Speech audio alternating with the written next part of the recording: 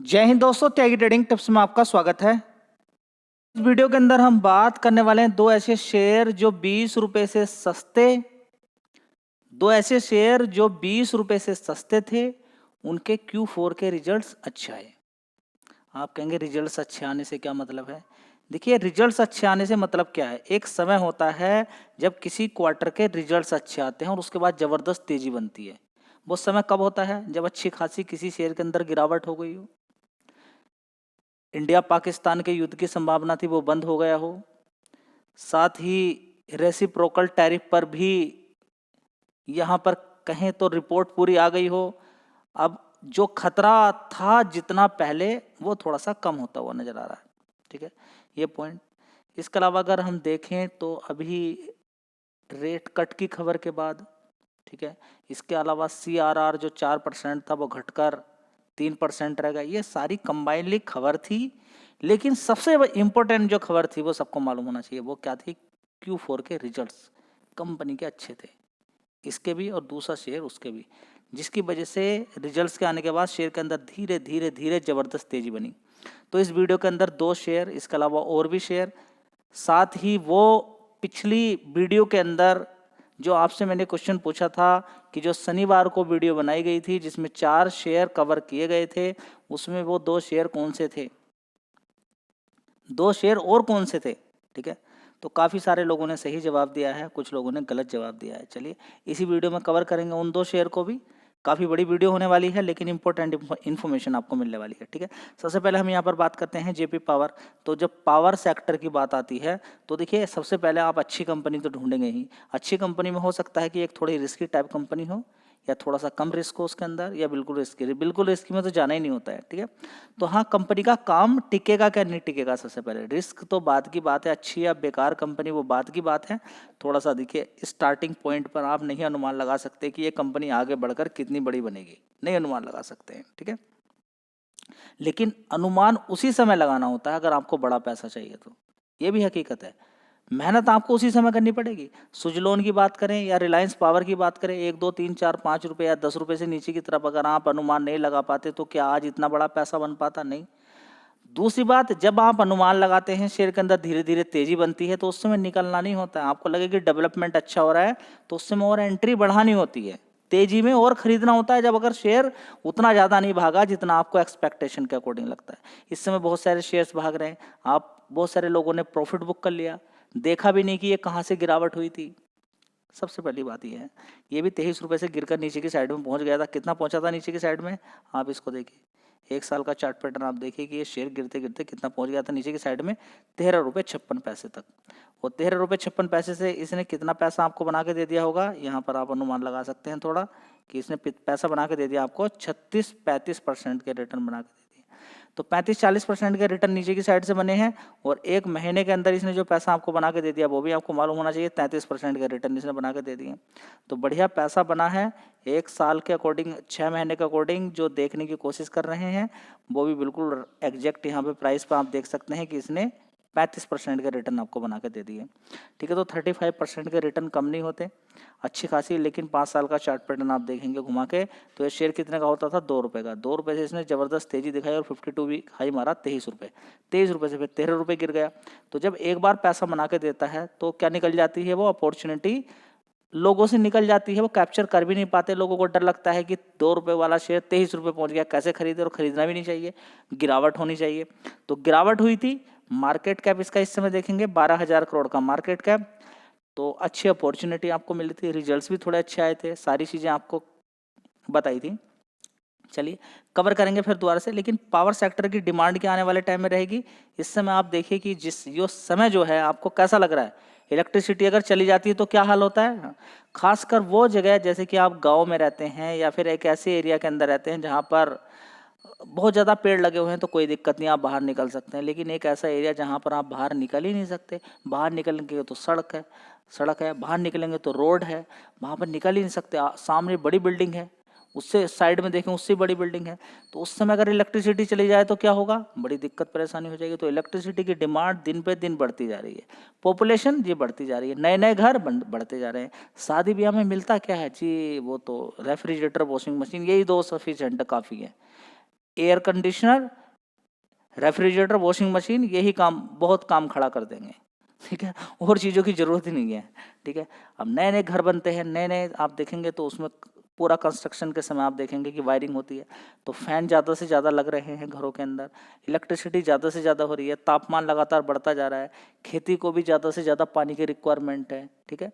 तो आप देखेंगे कि पानी को हर जगह, खेती को भी ज़्यादा चाहिए, हर जगह आप देखेंगे पानी की रिक्वायरमेंट बढ़ेगी तो इलेक्ट्रिसिटी की रिक्वायरमेंट उतनी और ज़्यादा बढ़ने वाली है।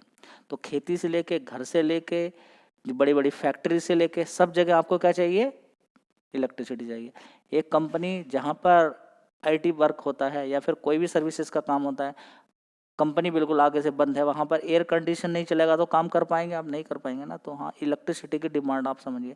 दूसरा, ऊपर से इलेक्ट्रिक व्हीकल चालू हो चुके हैं। पहले क्या होता था, इलेक्ट्रिक व्हीकल इतने ज़्यादा नहीं चलते थे, डीजल पेट्रोल गैस की गाड़ियाँ चलती हैं।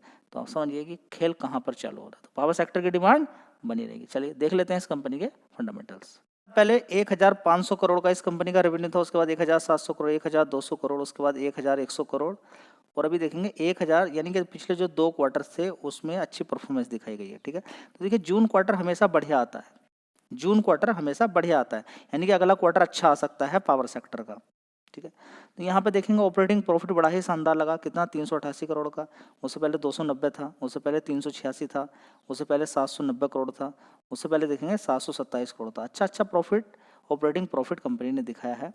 फिलहाल यहाँ पर अगर देखने की कोशिश करते हैं इस कंपनी का प्रॉफिट बिफोर टैक्स देख लीजिए, 201 करोड़ का आपको देखना चाहिए। प्रॉफिट बिफोर टैक्स 201 करोड़, उससे पहले 193 करोड़, 234 करोड़, उससे पहले 588, 548 करोड़। तो पिछले 2 क्वार्टर से शानदार परफॉर्मेंस देखने को आपको मिली है। अब आगे देखते हैं, जून क्वार्टर में अच्छी परफॉर्मेंस देखने को मिल सकती है। तो पिछले 2 क्वार्टर जो खराब गए थे वो खराब चले जाते हैं। आप समझिए कि विंटर के समय में आपको इतना एयर कंडीशनर की रिक्वायरमेंट या फिर आपको रेफ्रिजरेटर, वॉशिंग मशीन की रिक्वायरमेंट ज़्यादा होती है, लेकिन इतना कूल आपका 24 घंटे ये नहीं कह सकते कि आपका फैन चल रहा है, ठीक है। तो इलेक्ट्रिसिटी की उसके कंपेरेटिवली कम डिमांड होती है, लेकिन अब आने वाले टाइम में डिमांड लगातार बढ़ती ही रहेंगी। चलिए, मेरा आरटीएन पावर, देखिए दोनों ही थोड़े से रिस्की टाइप हैं, लेकिन काम चल रहा है कंपनी के अंदर, तो रिस्की टाइप शेयर से को हैंडल करने का बड़ा ही आसान तरीका हो, सारा पैसा नहीं लगाना होता, बस सीधा सा फंडा है। चलिए, अब यहाँ पर देखेंगे 1 साल का चार्ट पैटर्न अगर इसका उठा कर देखते हैं तो शेयर गिरता गिरता गिरता नीचे की साइड ऊपर 18 रुपये से गिरता गिरता कितना पहुँच गया था, 8 रुपये तक। 8 रुपये से इसने तेज़ी दिखानी शुरू करी और 8 रुपये 80 पैसे के अप्रोक्सीमेटली इसने तेज़ी दिखाई, और ये कितना पैसा हमको बना के दे दिया, 37%। तो दोनों ही शेयर ने 35% के रिटर्न नीचे से बना के दिए। लेकिन 5 साल का चार्ट पैटर्न आप देखेंगे तो ये शेयर देखिए कितने का था, 1 रुपया 65 पैसे का। इसने भी ज़बरदस्त तेज़ी दिखाई, उसके बाद गिरावट हो गई। मार्केट कैप 6000 करोड़ का मार्केट कैप है इस कंपनी का, ठीक है। तो रिस्की टाइप है, लेकिन एक चीज़ है कि पावर सेक्टर की डिमांड आगे बनी रहेगी, बस यही पॉजिटिव चीज़ है। ऐसा नहीं कि दोनों शेयर 50, 60, 100, 200 रुपये के हैं, हिसाब से आपने देख सकते हैं तेज़ी अच्छी खासी बन गई है, फिर गिरावटें मिलती हैं। चलिए आगे देखते हैं क्या होता है। दोनों ही शेयर ने 6-6, 7-7% के रिटर्न बना के दे दिए हैं, जेपी पावर ने और रतन इंडिया पावर, आरटीएन पावर ने, ठीक है।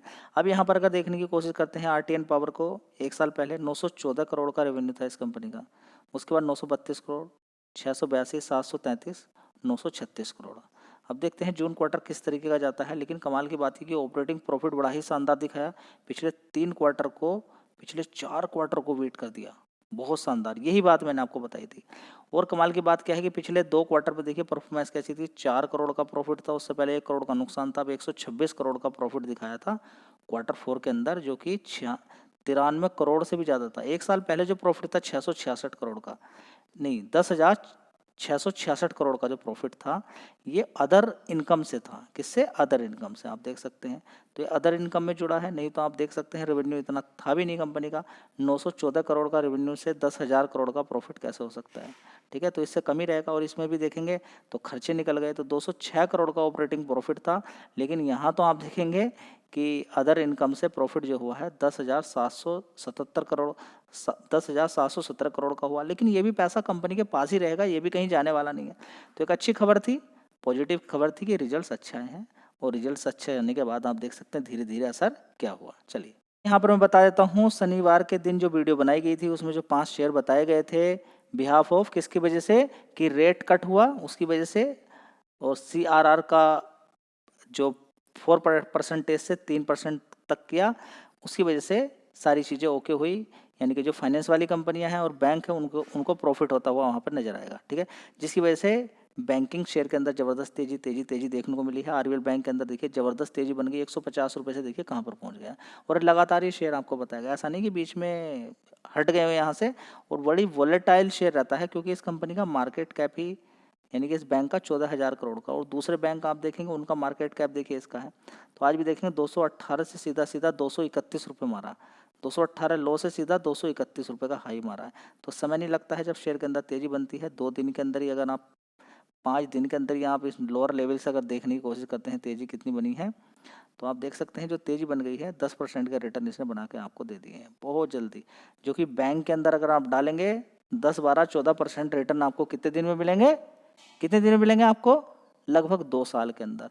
और जो रिटर्न अगर 1 साल के आपने इसके जोड़ लिए और आप कोशिश करेंगे जानने की कितना पैसा इसने बना के दिया है, 158 रुपये से नीचे की साइड से, 158 क्या नीचे की साइड में तो और ज़्यादा नीचे तक पहुंच गया था ये शेयर। ठीक है, ठीक है, तो यहाँ पे देखेंगे इसने बना के दे दिया 50% के रिटर्न, कितना, 50% के रिटर्न, लगभग 47% के कहेंगे यहाँ पर। देखिए यहाँ पर देखिए इस वाले लेवल से देखिए 48% या 53% के रिटर्न, 50% के रिटर्न ही आप मान सकते हैं, 50% के रिटर्न बना के दे दिए, जो कि 5 साल में भी बनने भारी पड़ते हैं। और वो कब से कब तक दे दिए, आप ज़्यादा समय नहीं हुआ है, आप देखेंगे यहाँ पर जो टाइम था, जो नीचे की साइड में गिरावटें थी वो थी देखिए 13 जनवरी, 13 जनवरी से अब यहाँ पर आप देखेंगे जून है, तो 13 जनवरी, आप जनवरी को निकाल दीजिएगा, जनवरी चलिए, जनवरी कैलकुलेट कर लीजिए, जनवरी, फरवरी, मार्च, अप्रैल, मई और ये जून, 6 महीने में आपको 50% के रिटर्न इसने बना के दे दिए। लेकिन 6 महीने तक हिम्मत होती है किसी में होल्ड करने की, नहीं, बस कमियां निकालने की होती हैं, पैसा बनता है लॉन्ग टर्म में, इधर से सुने उधर से सुने। चलिए, शेयर था जियोजीत फाइनेंशियल सर्विस लिमिटेड जो उस दिन बताया गया था, और फाइनेंशियल वाले सारे शेयर मैंने आपको बताए थे। देखिए ये क्यों बताता रहता हूँ मैं बीच बीच में, क्योंकि इस कंपनी का मार्केट कैप बहुत छोटा है, 2500 करोड़ का। रिजल्ट्स अगर थोड़े से कमजोर भी आते हैं तो बड़ा प्लेयर इसको आसानी से उठक पटक ऊपर नीचे कर देता है। ऐसा नहीं कि इस शेयर ने पहले भाव ऊपर का नहीं दिखाया है, ये शेयर नीचे की साइड में कवर किया गया था यहाँ से, इस लेवल से, और इसने अच्छा पैसा बना के दिया, और ये शेयर ने मारा 140 रुपये। तो क्या 140 मार सकता है, पोटेंशियल इसके अंदर मार सकता है। देखिए आप देखेंगे JM financial, Geojit financial service, जो जितनी भी फाइनेंशियल सर्विस लिमिटेड हैं उनके अंदर ज़्यादातर शेयर्स के अंदर तेजी आपको देखने को मिल रही है। यहाँ पे देख सकते हैं इडलवाइज, तो ये खबर इतनी शानदार थी, आपने इसको सीरियस नहीं लिया, आपने सोचा नहीं कि इन फाइनेंशियल कंपनी को कितना फ़ायदा हो सकता है। देखिए शानदार तरीके से देखेंगे 7% की तेजी इसके अंदर बन गई। इसके अंदर भी 1 साल का चार्ट पैटर्न आप देखिए, बड़ी गिरावट इसके अंदर हुई थी। देखिए पहले ही ये 63 रुपये से इसने ज़बरदस्त पैसा बना के दिया था सबको, 140, उसके बाद बड़ी गिरावट होती है, 93 रुपये से भी और नीचे की साइड में पहुंच जाता है 76 रुपये, और वहाँ से अच्छा खासा इसने पैसा आपको बना के दे दिया है। 76 रुपये से बड़ा अच्छा पैसा यहाँ पर बना है, 113 रुपये तक बढ़िया पैसा यहाँ पर बना के इसने दिया है। बैंक की भी खुशी का ठिकाना नहीं है, 1 महीने के अंदर 19% के रिटर्न इसने बना के दे दिए, जबकि बड़ी गिरावट इस शेयर के अंदर हुई थी, 250 रुपये से गिरते गिरते ये शेयर कहाँ पहुंच गया था, आप देख सकते हैं कि 218 रुपये से गिरते गिरते शेयर पहुंच गया था 132 रुपये। वहाँ से तेजी है, अच्छा पैसा नीचे से बना के लोगों को दे दिया है। कितना पैसा बना के दे दिया होगा इसने, देखिए यहाँ पर कोई कैलकुलेशन नहीं करता है, 40% के रिटर्न बन गए हैं। ठीक है, तो गिरावटें हमेशा से पहले ही अच्छी होती हैं, लेकिन मेहनत थोड़ी करनी होती है। गिरावट पे डर के भाग जाना, डिमेट अकाउंट बंद करना, चिड़चिड़ापन होना, कोई फायदा नहीं। तो अगला शेयर है हैप्पीएस्ट माइंड्स। ठीक है, कल इस शेयर को कवर किया था, रिलैक्सो और इस दोनों शेयर को, कि मैंने आपसे बोला था कि ये 1400 रुपये से गिरते गिरते यहाँ तक आ गया, अभी तक भागा क्यों नहीं है। उसके पीछे का सबसे बड़ा कारण था कंपनी का उतना बढ़िया प्रॉफिट ना होना, साथ ही अमेरिका से इस कंपनी का सबसे ज़्यादा रेवेन्यू, टोटल रेवेन्यू में से अमेरिका से आना। ठीक है, दूसरा इस कंपनी का लगभग 166-170 रुपये के आसपास आईपीओ का भाव था, उसके बाद सीधा 114 रुपये, लगभग 1400 रुपये तक, 1500 रुपये तक ऊपर तक पहुँच जाना, उसके बाद नॉर्मली गिरावट होती है। तो 170 रुपये का कोई शेयर का भाव है, अगर वो आज की डेट में पिछले 4-5 साल के अंदर 618 रुपये पे है, वो भी ठीक है। ठीक है, तो ये सारी चीज़ें कंबाइनली मैंने आपको बताई थी कि क्या क्या चीज़ें होती हैं। अगर शेयर ऊपर की साइड में हो तो फिर प्रॉफिट उतना अच्छा दिखाना पड़ता है। ठीक है, और साथ ही अभी जो रेसिप्रोकल टैरिफ का जो डरावना सीन देखने को मिला है, उसकी वजह से आप अनुमान लगा सकते हैं कि आने वाले टाइम में ऐसा कुछ हो सकता है, आईटी कंपनियों को धक्का लग सकता है। तो यूएस से अगर सबसे ज़्यादा रेवेन्यू आ रहा है तो ऐसी कंपनियों पर मार पड़ती है। लेकिन कमाल की बात यह है कि जब ये शेयर भाग रहा था, मैं आपसे सिर्फ ये बोलता हूँ कि सब ये बोलेंगे कि हैप्पीएस्ट माइंड खराब है, खराब है, खराब था, बस उसका जवाब ढूंढिए। देखिए अगर आप ये सोचते हैं कि 1400 रुपये से गिर के यहाँ आ गया इसलिए खराब हो गया, तो ये सोच है आपकी गलत। अभी आपकी सारी स्ट्रैटेजी फेल हो गई। क्यों? क्योंकि 250 रुपये से शेयर गिरकर आरबीएल बैंक पहुंचा 150 और 150 से आ गया 230, तो 150 पे था खराब, अब हो गया सही। मेरे भाई अब कैसे सही हो गया? 150 पे सही था। समझिए बात को, आप समझ नहीं रहे हैं, आप दिमाग के अंदर कुछ उल्टा पुल्टा लेकर बैठे हुए हैं। दोस्तों अगला शेयर है बैंक ऑफ महाराष्ट्र। इस कंपनी की भी अगर बात करते हैं तो फंडामेंटल काफ़ी मजबूत हैं। एक महीने से इसके अंदर भी धीरे धीरे तेजी बन रही है। तो बड़े प्लेयर ने तो जो करना था वो कर दिया है, अब आगे आप देखते रहिए क्या करना है क्या नहीं करना है। चलिए दोस्तों अगली कंपनी है इंडियन एनर्जी एक्सचेंज। शानदार कंपनी है, ठीक है। अब यहाँ पर अगर देखते हैं तो इलेक्ट्रिसिटी के प्राइस सेट करना, यही कंपनी सेट करती है इलेक्ट्रिसिटी के प्राइस। और यहाँ पर एक खबर देखने को मिली है जिसकी वजह से अच्छी तेजी बनी है, लेकिन ये तेजी टिक नहीं पाई। 215 रुपये तक शेयर गया, फिर धड़ाम हो गया, ठीक है। लोग प्रॉफिट बुकिंग पा जाते हैं, ठीक है। धीरे धीरे 120 रुपये तक नीचे गया, तो 120 से ऊपर की साइड में 220 तक आ गया है, ठीक है। अब देख लीजिएगा स्टॉक मार्केट में क्या क्या चीज़ें होती हैं। तो MCX get SEBI note to launch electricity derivatives. तो यहाँ पर काम धंधा चलेगा इलेक्ट्रिसिटी डेरिवेटिव्स जब आ जाएंगे तो, लेकिन जो प्राइस डिसाइड किया जाएगा वो किससे किया जाएगा? IEX से ही कांटेक्ट करना पड़ेगा। तो इसको 10% तक देना पड़ेगा। कितना? 10% तक। अगर डिटेल में आप चर्चा करेंगे, पढ़ेंगे इस कंपनी के बारे में सारी चीज़ें, तो ये सारी चीज़ें यहाँ पर सेट की गई हैं। तो ये जो प्रॉफिट है यहाँ पर प्रॉफिट शेयरिंग चलेगी, यानी कि 10% तक का भी प्रॉफिट जो निकल कर आएगा वो कंपनी को देना पड़ेगा यहाँ पर, ठीक है। किसको? IEX को। तो इस कंपनी के रेवेन्यू के अंदर भी उछाल देखने को मिल सकता है फ्यूचर के अंदर। चलिए क्वेश्चन बार बार पूछा जाता है, क्या ऊर्जा ग्लोबल आने वाले टाइम में क्या ये कंपनी बन सकती है सुजलोन? देखिए सुजलोन और ऊर्जा ग्लोबल में धरती आसमान का अंतर है। अगर इस कंपनी का आप प्रॉफिट देखते हैं तो 1 करोड़ तब भी नहीं है, प्रॉफिट 1 करोड़ नहीं बन रहा है इस कंपनी का, लाख में रहता है, कभी 50 लाख, कभी 30 लाख, कभी 25 लाख। तो इस वजह से कंपनी रिजेक्ट की हुई है मैंने। फिलहाल यहाँ पर देखिए तेजी तो बन गई है इसके अंदर, एक महीने के अंदर 18% की तेजी है। तो बीच बीच में इसी तरह की गिरावटें मिलेंगी। यहाँ पर देखिए जैसे गिरा है शेयर, जबरदस्त गिरावट होगी, उसके बाद बीच बीच में उछाल देखने को मिलेंगे। 5 साल से यही काम चल रहा है, बीच में बड़ी गिरावट, उसके बाद बड़ी तेजी, बड़ी गिरावट, बड़ी तेजी, ये सिलसिला चल जाता है। ऑपरेटर का खेल चलता है, क्योंकि बहुत ही कम मार्केट कैप इस कंपनी का कितना है? 854 करोड़ का। हाँ, पावर सेक्टर के अंदर कंपनी काम करती है, उसके लिए बढ़िया है। लेकिन आगे अगर कंपनी इसी तरीके से काम करती है और रिन्यूएबल एनर्जी के अंदर आगे काम करती रहती है तो कुछ अच्छा हो सकता है। फिलहाल तो देखिए अभी प्रॉफिट को देखने के बाद मुझे कंपनी के अंदर वो मज़ा नहीं लगता है। फिलहाल आप देख सकते हैं, आपकी पसंद पहले तो होना चाहिए। चलिए कुछ शेयर्स थे। नेक्स्ट वीडियो के अंदर हम फिर बात करेंगे फाइनेंस वाली 2 कंपनियां जिनके अंदर आज अच्छी खासी तेज़ी बनी है, उनके बारे में बात करेंगे। इसके अलावा और काफ़ी सारे शेयर्स हैं जो अभी उतनी तेज़ी नहीं दिखा पाए हैं, उनके बारे में बात करेंगे। लेकिन रिकमेंडेशन किसी भी शेयर की नहीं है, मैं अच्छी अच्छी कंपनियां आपके लिए लेकर आता रहता हूँ। जय हिंद, वंदे मातरम।